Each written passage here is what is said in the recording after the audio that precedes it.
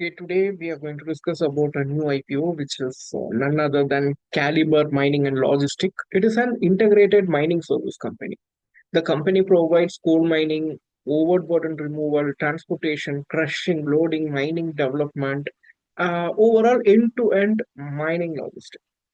Instead of performing only transportation, Caliber handles the complete mining value chain. This makes the business less dependent on a single revenue stream. The company primarily works with Coal India subsidiary, government mining organizations, large industrial customers. According to the RHP, the company has built strong execution capabilities and has been consistently winning new contracts. So overall, the IPO details. So totally 450 crores as a total IPO. In that, fresh issue is 400 crores. Offer for sale is 50 crores. The company has also completed the pre-IPO placement of 100 crores at 424 per share. Indicates institutional interest before the public issue. So now we are going to the business strength. Let's understand why the company believe it has a competitive advantage. First one, end-to-end mining service. Instead of offering only transportation, Caliber provides the complete mining solution. This increases customer stickiness. Next one is large order book. This is one of the strongest positive. As of 15th May 2026, the order book stood at 9,550 crores. This is significantly larger than annual revenue and provides strong revenue visibility to the coming years. Experienced promoters. The promoters possess years of experience in mining and logistic operations.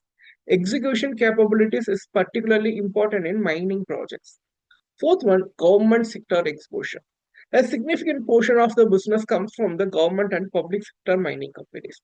While this offers stability, it also creates customer concentration risk. Next one is financial analysis. Now let's analyze with some numbers. First, we start with the revenue growth. Although revenue has grown over the long term, investors should evaluate whether growth remains consistent across future year and whether new contract converted into revenue efficiently. First, earning per share. So, weighted average earning per share is 26.05 for the financial year 2024 and 18.80 for the financial year 2025, 24.55 for the financial year 2026. Overall, EPS has increased every year. And finally, they end up with 29.47. This indicates improving profitability. Profit growth, one of the most important indicator. Increasing EPS generally reflects improving earning quality, provide cash flow, remain healthy. Next one is order book analysis. So current order book 9,550 crores. This is several times larger than yearly revenue. A strong order book provides revenue visibility, better utilization, and high confidence in future earnings. This is one of the biggest positive of the IPO. Return ratio, although the company reports improving profitability, investors should compare ROE, ROCE, and operating margins against listing mining peer once the final price brand is earnings.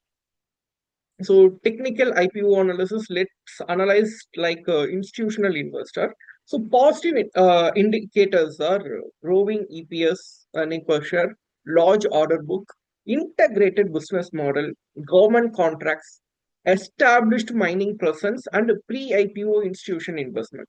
So the concern is mining is a capital intensive industry. The company remained dependent on coal sector, government contracts, regulatory approvals, environmental clearance. Project delay can affect earnings. Mining businesses are also exposed to commodity cycling.